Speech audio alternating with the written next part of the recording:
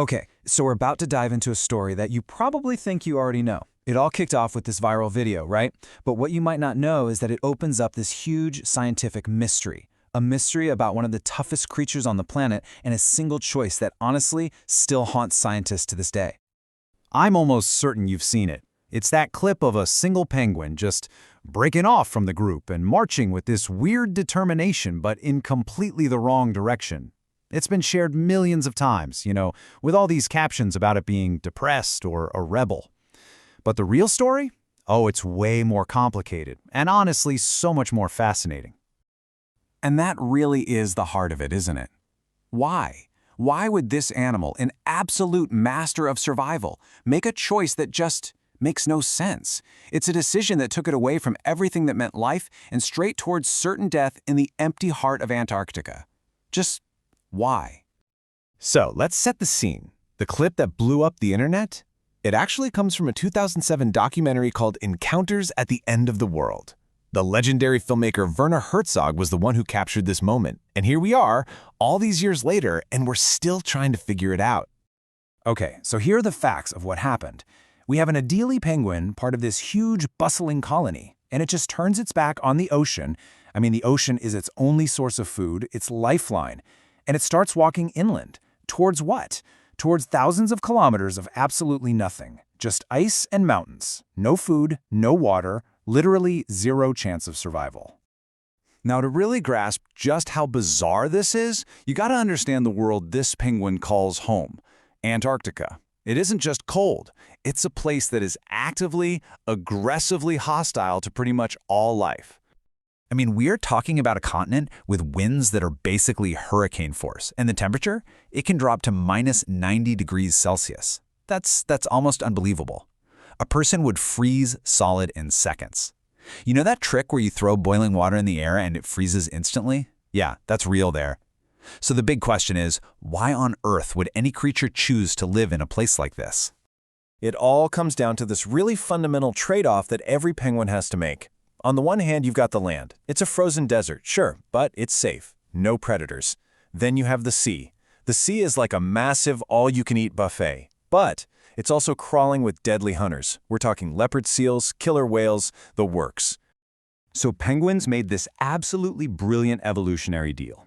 They developed these incredible ways to survive the cold, like a super thick layer of fat called blubber, and these crazy dense feathers that are totally windproof. And what did they get in return for living in this brutal place? They got the safest nursery in the entire world for their babies, a place where land predators just can't get to them.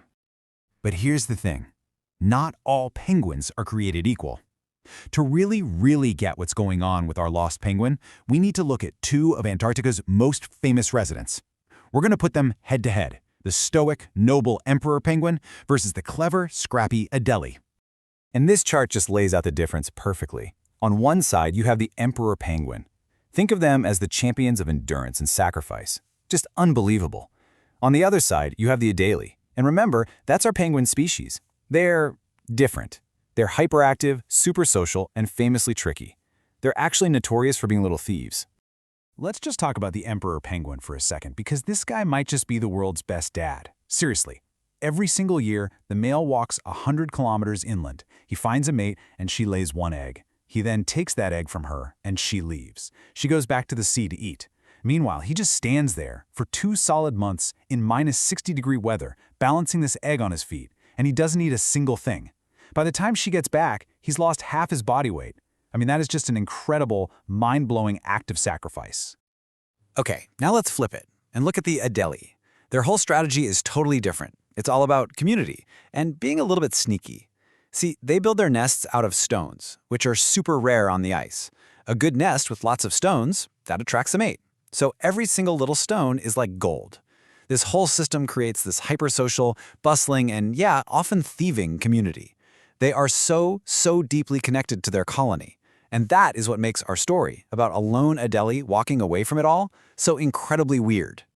So if this is such a smart, social animal totally wired to be part of the group, what on earth could explain this fatal journey? Well, scientists actually have a name for this. It's rare, but they've seen it before. They call it a psychotic breakdown. Now, that sounds dramatic, but it's not about emotions the way we think of them. It's a scientific term for a complete and total, catastrophic failure of the animal's internal navigation system. Basically, all the wires in its brain just get crossed. Just think about how amazing a penguin's normal navigation is. It's like they have this super advanced built-in GPS. They can actually sense the Earth's magnetic field like a living compass. They use the sun and the stars to navigate. They can even use the smell and the flow of the ocean currents to find their way back to their exact home spot after swimming for hundreds of kilometers. It's incredible.